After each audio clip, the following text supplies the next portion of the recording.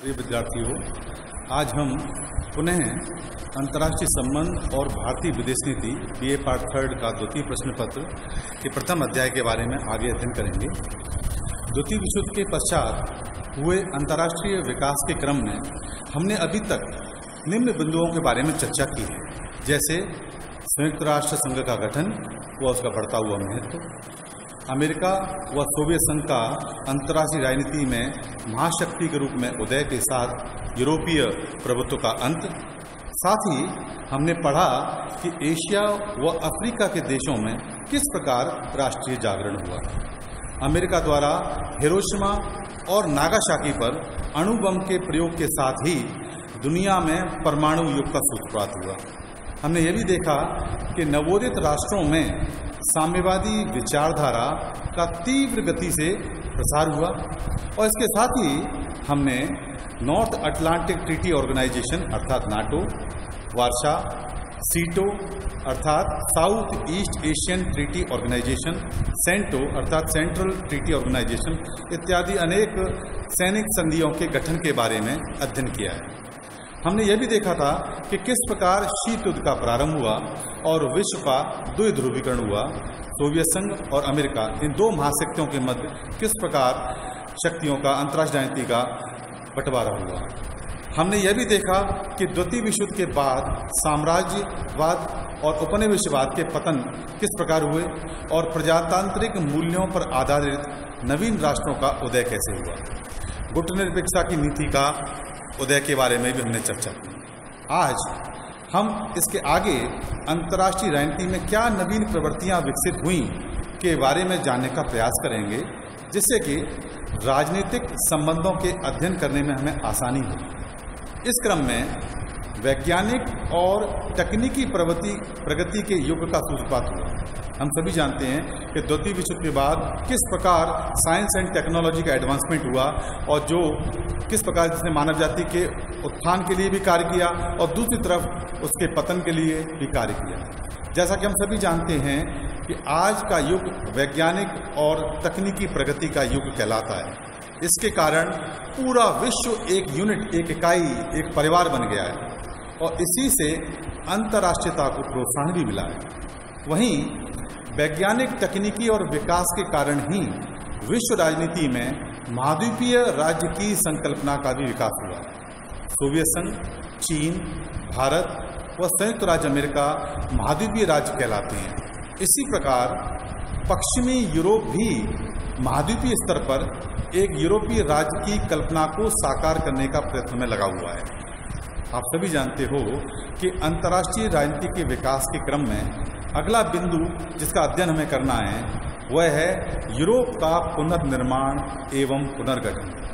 हम सभी जानते हैं कि द्वितीय विश्व युद्ध के बाद यूरोप कई आधारों पर विभाजित हो गया, किंतु 1991 में सोवियत संघ के विघटन के बाद, जिसका कि अन्य कारणों के साथ साथ गोर्बाचोव की ग्लासनोस्त व पेरेस्ट्रोइका की नीतियां भी रही।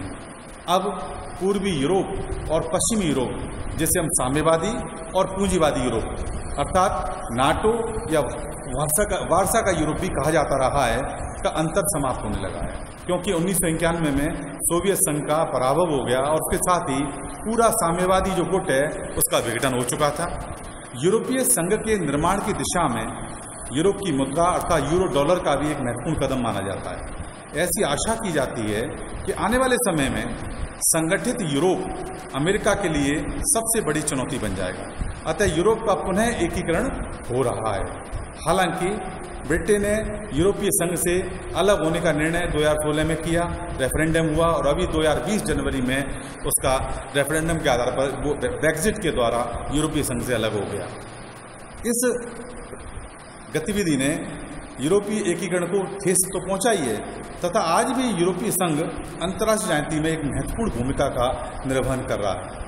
अंतर्राष्ट्रीय विकास के क्रम में नवीन प्रवृत्ति के रूप में बहुत महत्वपूर्ण विषय जो हमें देखने को मिलता है, एक वो है जिसको हम कहते हैं रूस चीन मतभेद। हालांकि रूस और चीन दोनों ही साम्यवादी देश हैं और जब चीन में साम्यवादी क्रांति 1949 में हुई थी माओ के नेतृत्व में, उस समय इन दोनों में काफ़ी घनिष्ठ मित्रता थी। लेकिन अंतर्राष्ट्रीय परिस्थितियों को देखते हुए, राष्ट्रीय हितों को देखते हुए इन दोनों में धीरे धीरे टकरार आने लगी और इनमें मतभेद उत्पन्न हो गए। यह अंतर्राष्ट्रीय राजनीति के विद्यार्थी के लिए जानना अत्यंत आवश्यक है। विद्यार्थियों, दूसरे विश्व युद्ध के बाद अंतर्राष्ट्रीय जगत में रूस और चीन विवाद विश्व की सबसे बड़ी घटना प्रतीत होती है। इस घटना से साम्यवाद की उग्रता तो कम हो गई। हम सभी जानते हैं कि सन 1956 से 1969 तक, 1956 से 1969 तक दोनों शक्तियों के मध्य अंदर ही अंदर व्याप्त हो रहा, मतभेद अंदर ही अंदर व्याप्त हो रहा था।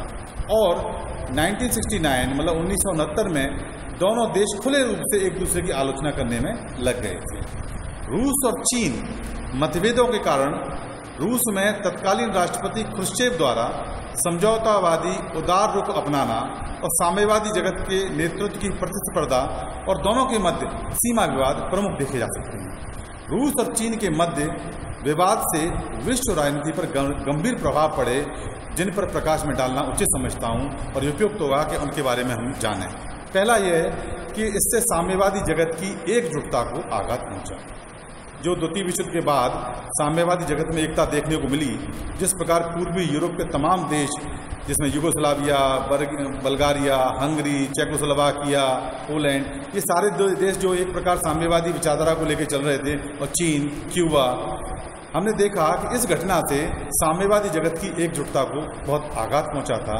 वहीं इसने साम्यवादी विचारधारा में बहुकेंद्रवाद को जन्म दिया। इसके साथ ही इससे राष्ट्रीय साम्यवाद को प्रश्रय मिला। साम्यवाद पर सोवियत संघ के वर्चस्व को झटका भी लगा और चीन एवं पश्चिमी यूरोप व अमेरिका नजदीक भी आए थे। सोवियत संघ के पतन के बाद अब पुनः रूस और चीन एक दूसरे के नजदीक आते हुए प्रतीत हो रहे हैं। अगला जो बिंदु हमें देखने को मिलता है वह है, हमें अंतर्राष्ट्रीय विकास के क्रम में जो देखने को मिलता है वह है कि एक ध्रुवीय विश्व से बहुध्रुवीय विश्व की ओर रुझान।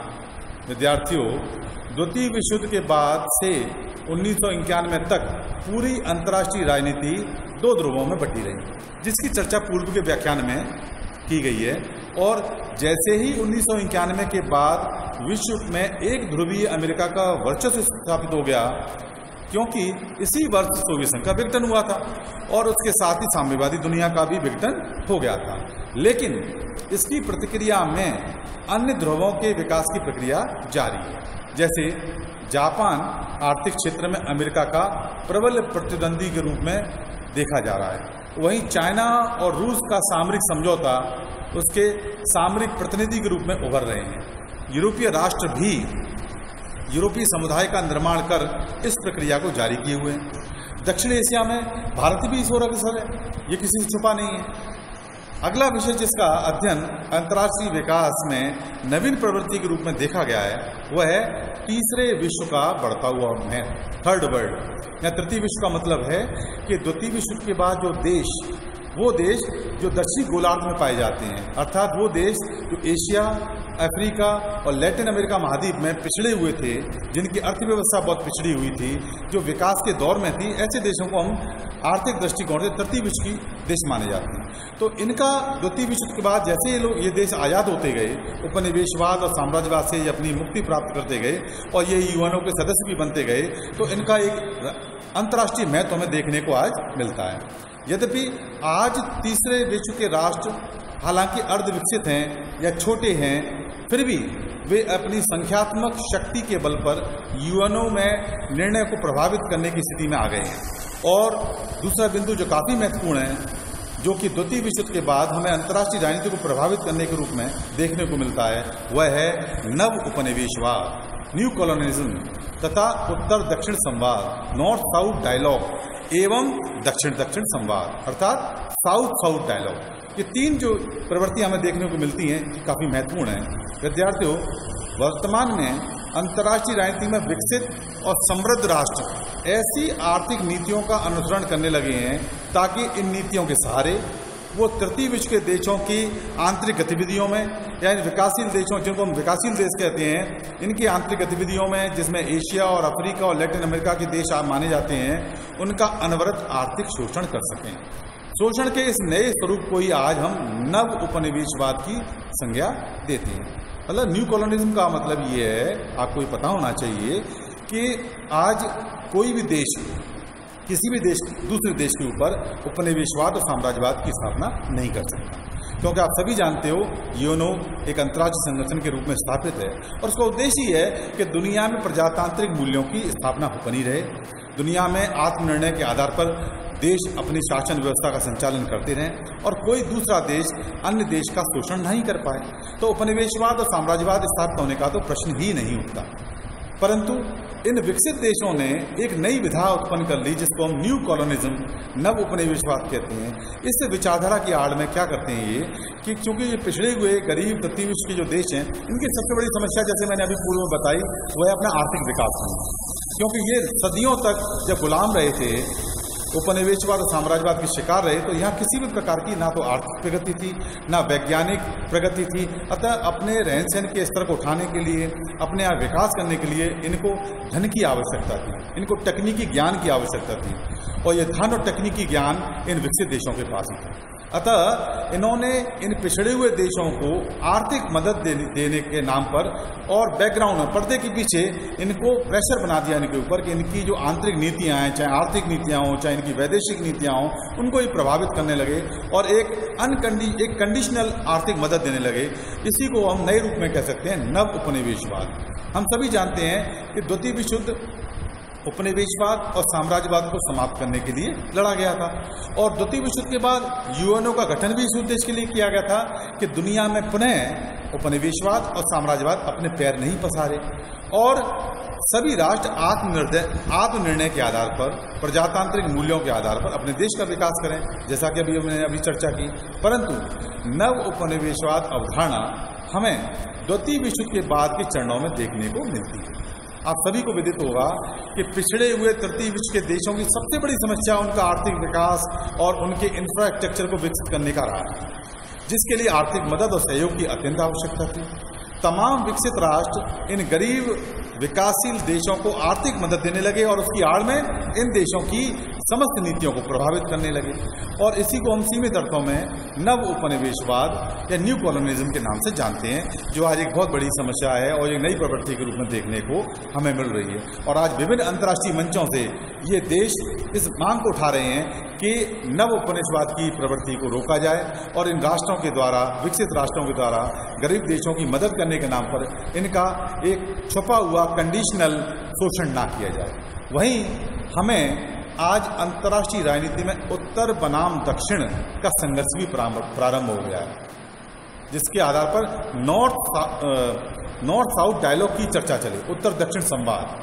इसके पीछे भी रीजन यही था, क्योंकि दक्षिण के पिछड़े हुए राष्ट्रों ने या दक्षिण के पिछड़े हुए देशों ने, शोषित देशों ने उत्तर के देशों से यह मांग की जाने लगी कि आप हमारा विकास करो, क्योंकि उत्तर के देश, आप देखो कि ग्लोब का जो उत्तर का भाग है उसमें जितने भी देश हैं वो अधिकांश सभी विकसित देश हैं, औद्योगिक रूप से विकसित देश हैं, वैज्ञानिक तकनीकी ज्ञान के दृष्टिकोण से विकसित देश हैं। तो इन देशों के ऊपर इन पिछड़े हुए गरीब दक्षिणी गोलार्ध के जो देश हैं, चाहे एशिया, अफ्रीका, लैटिन अमेरिका के हैं, इन देशों ने ये बात रखी, ये मांग रखी कि इन विकसित देशों का ये नैतिक दायित्व है, विधिक दायित्व नहीं, नैतिक दायित्व है कि वो इनका विकास करें, क्योंकि इन देशों का जो विकास हुआ है वो इन तृतीय विश्व के या दक्षिणी गोलार्ध के जो पिछड़े हुए देश हैं, इनके प्राकृतिक संसाधनों की या मानव संसाधनों के दम पर ही हुआ है। अतः इनका आज वो देश आज़ाद हो गए तो एक नैतिक दायित्व बनता है कि ये इन देशों को भी विकास की श्रेणी में लाएं।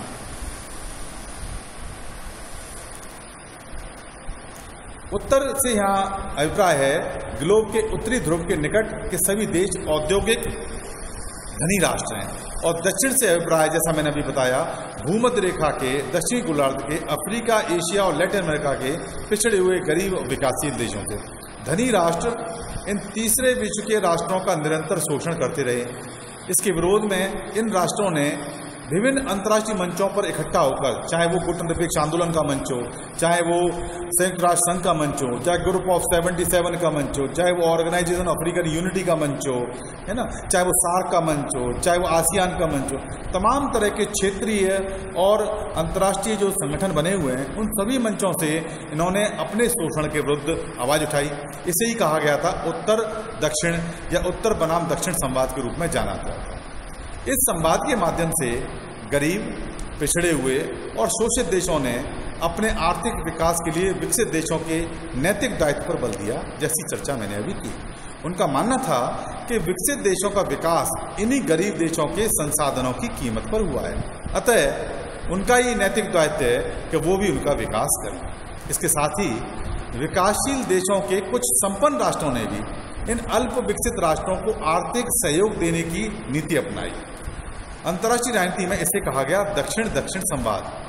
जब उत्तर दक्षिण संवाद से काम नहीं चला और उत्तर के विकसित देशों ने जब दक्षिण के देशों का सहयोग नहीं किया और विकसित राष्ट्रों ने गरीब राष्ट्रों को सहयोग नहीं किया, तो इन देशों ने स्वयं, अर्थात दक्षिण के देशों ने स्वयं परस्पर एक दूसरे का सहयोग करने की नीति अपनाई, जिसको हम दक्षिण दक्षिण संवाद के रूप में कहते हैं। इसलिए आपने देखा होगा कि सार्क ग्रुप जो संगठन बना था, south Asian association for regional cooperation, दक्षिणी एशियाई देशों का सहयोग संगठन दक्षेस, इसका उद्देश्य ये था कि हम दक्षिण के देश आपस में एक दूसरे का सहयोग करें। ये उत्तर के देश सहयोग नहीं कर रहे हैं, तो स्थानीय स्तर के महत्व के विषयों को लेकर के हम एक दूसरे का सहयोग करें, जिससे कि धीरे धीरे करके हम नव उपनिवेशवाद की चंगुल में ना फंसें और अपना स्थानीय विकास कर सकें।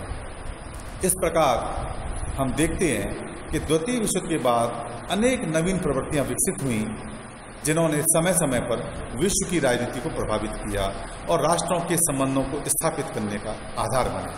आशा है कि इस विषय के अध्ययन के बाद आप अंतर्राष्ट्रीय राजनीति, अंतर्राष्ट्रीय संबंधों को ठीक प्रकार से समझ पाएं। धन्यवाद।